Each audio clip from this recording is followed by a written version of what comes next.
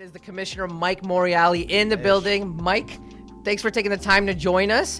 Exciting season 6. I'm sure when you hear the number 6, a lot goes through your head. But what are you looking forward to with 2024 on the horizon here? I'm just uber excited. I mean, so much work gets done in the off season. A lot of people say, "Hey, Mike, what do you do in the off season?" Like, oh my God, that's when all the work gets done.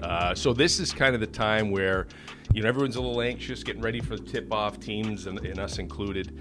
But I'm just so thrilled to the steps we've taken year after year after year. To think we're going into year 6, when you say it out loud, I can remember like it was yesterday sitting in a boardroom in the Niagara River Lions office when they're in another league trying to figure out what the CEBL is all about. So I'm really excited about what's going on.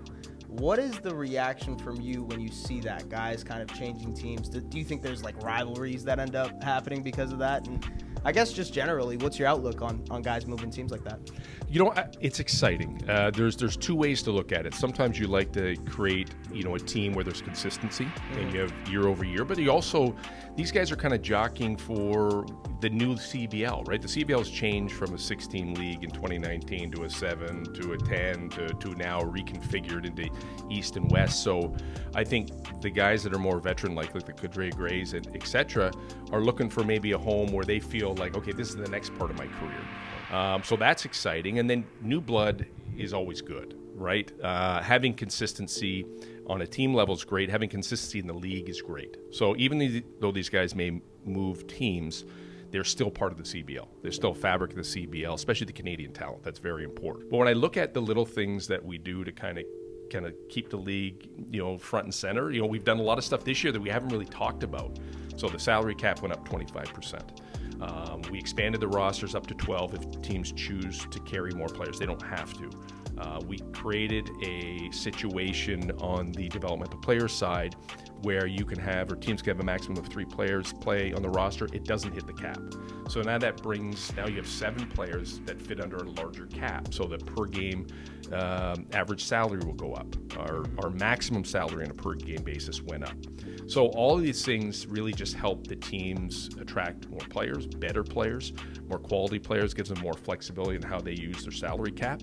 And we believe that, we want to be the destination in the world in the time in which we play. And we know that we can expose these players and expose our brand and do all these things to make some magic here and to continue to feed the fandom that does exist. All those combinations of little things that we're doing, they're not going to stop there. There's more things coming in the future, and even the way we approach the game, the length of the season, how many games we play, we want more basketball, right? So I think that's coming around the corner.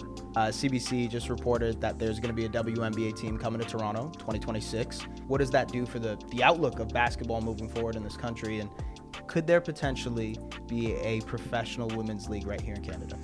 I hope so. I really do. And I think when you look at what the Raptors have done for what we're currently doing on the men's side, they're the biggest catalyst. The WNBA is obviously on a rise. The women's sport is obviously on a rise. I don't even know if you call it a rise. It's probably always been there and nobody took notice, and everybody's taken notice now, and it's working. So I've always believed that because of the infrastructure we've created here, that operating a women's league would be, I'm not going to say easy, but wouldn't be hard to start. And of course, we have to look at the dynamics of who can play and who can't play and the time of year and all that kind of stuff. But I would put my hand up 100% of the time and say, from an infrastructure point of view, the CEBL can play a huge, major role in that.